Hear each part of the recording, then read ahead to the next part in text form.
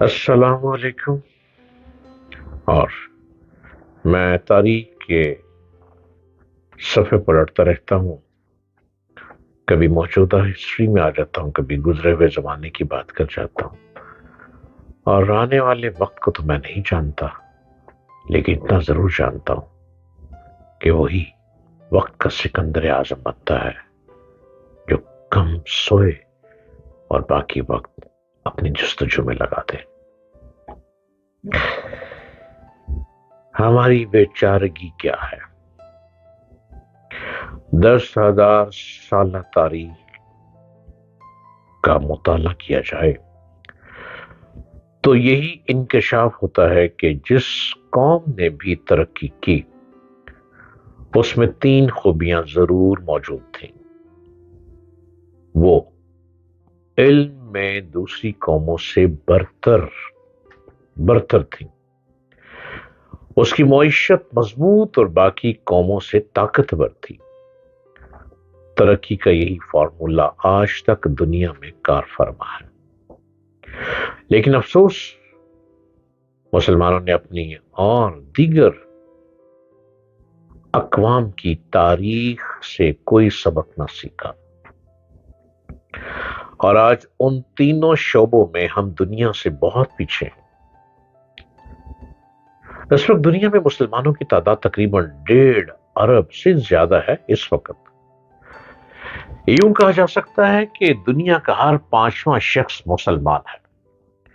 دنیا میں ایک ہندو اور ایک بدھ مت کے مقابلے میں 2 مسلمان اور ایک یہودی کے مقابلے میں 100 مسلمان ہیں۔ آج دنیا میں 61 اسلامی ممالک ہیں، ان میں سے 57 ملک مسلمانوں کی عالمی تنظیم OIC کے رکن ہیں، لیکن ہم دنیا کی تیسری بڑی قوم ہونے کے باوجود انتہائی کمزور، حقیر اور بے بس نظر آتے ہیں۔ دنیا میں ترقی کا پہلا اصول علم ہے، علم اور صرف علم۔ ہمارے پیارے نبی صلی اللہ علیہ وآلہ وسلم کا فرمان ہے کہ علم حاصل کرو چاہے تمہیں چین ہی کیوں نہ جانا پڑے۔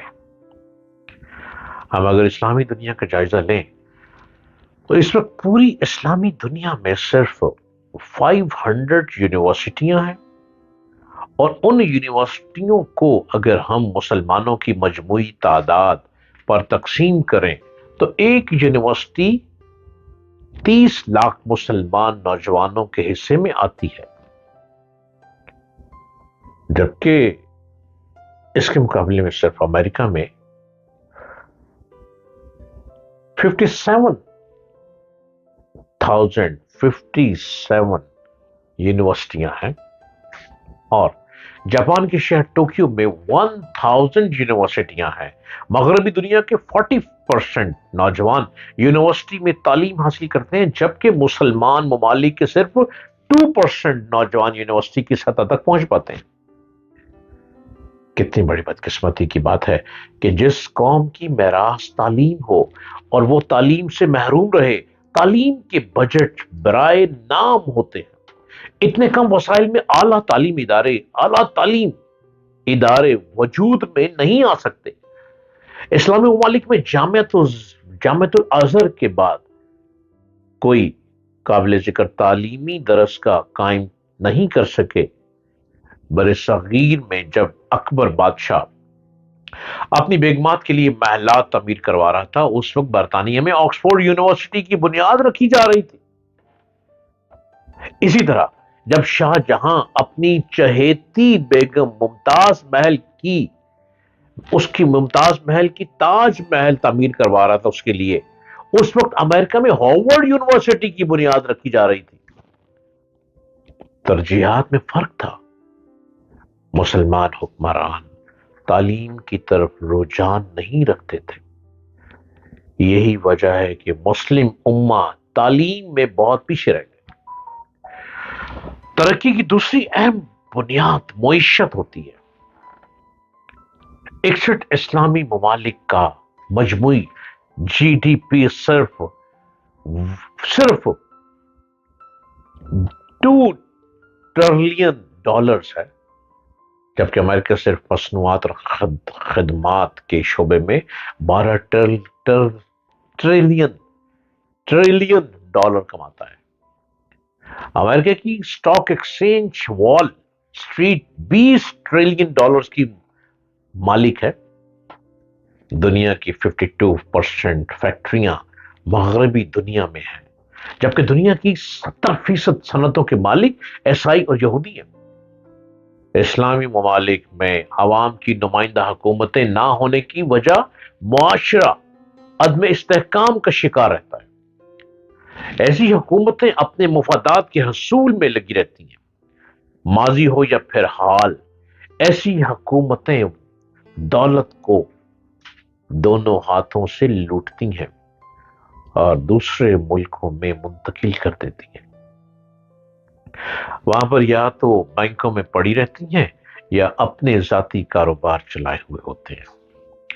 جمہوریت چند ممالک میں برائے نام ہے، اکثریت تو آمریت کے شکنجے میں جکڑی ہوئی ہے۔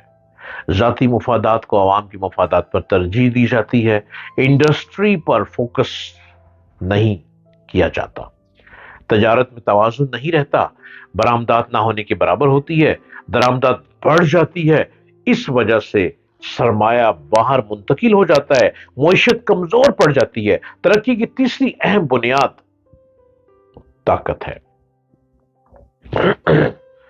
اس وقت دنیا کی سب سے بڑی فوجی طاقت امریکہ ہے، جس کے پاس بڑی فوج موجود ہے، دفاعی بجٹ زیادہ ہے، دنیا میں سب سے زیادہ جوہری ہتھیار ہیں، میزائل زیادہ ہیں۔ یہ امریکہ ہے جو فضا میں پرواز کرتے طیاروں میں پیٹرول بھر سکتا ہے، جس کے پاس توپیں اور ٹینک ہیں جو لیزر گائیڈڈ بموں سے ہزاروں میل دور تباہی پھیلا سکتا ہے، جس کے مصنوعی سیارے دنیا کی ایک ایک انچ پر نظریں جمائے بیٹھے ہیں، جو دنیا کا ہر کمپیوٹر اور ہر ٹیلی فون مانیٹر کر رہا ہے۔ امریکہ کے بعد چین، اسرائیل، روس، برطانیہ، جرمنی، فرانس، اٹلی آتے ہیں۔ اس کے بعد بھارت کا نمبر آتا ہے۔ آپ پوری اسلامی دنیا کی فوجی تنصیبات اور فوجی اثاثوں کا تجزیہ کر لیں، ان کے پاس رائفل سے لے کر جہاز تک امریکہ اور یورپ کے ہوں گے۔ اکثر اسلامی ممالک رائفلوں کی گولیاں تک کسی غیر مسلم ملک سے خرید رہے ہوتے ہیں۔ پاکستان گو کہ ایک ایٹمی طاقت ہے، لیکن پھر بھی اسلحے کی پیداوار میں خود کفیل نہیں ہے۔ اس وقت عالم اسلام غیر مسلموں کے زیر عتاب ہے، اور کیا بتائیں، شام، سوڈان، لیبیا، یمن، ہر جگہ بے بس مسلمان بے بسی کے عالم میں پڑے ہوئے ہیں۔ مسلمانوں کو قتل اور ان کے علاقوں پر قبضہ کیا جا رہا ہے۔ 9/11 کے واقعات کو بنیاد بنا کر امریکہ اور اس کے اتحادیوں نے پہلے افغانستان کی انشین بجا دی، ڈیزی کٹر بموں کا استعمال کر کے دیو ہیکل پہاڑوں کو دھون کر روئی بنا دیا، پھر وسیع پیمانے پر تباہی پھیلانے والے ہتھیاروں کی موجودگی کا بہانہ بنا کر عراق میں تباہی اور بربادی کی نئی داستان رقم کی۔ اب وہی طاقتیں شام میں برسر پیکار ہیں۔ کیا کریں، کدھر جائیں؟ ہم بیچارے ٹوٹے پھوٹے لوگ، عقل کے اندھے لوگ، جب علم بنٹ رہا تھا تو ہم خاموش تھے، جب علم ہمارے سر سے اوپر چلا گیا تو ہم منہ لٹکائے، رال گرائے، ہاتھوں پہ ہاتھ دھرے منتظر رہتے ہیں۔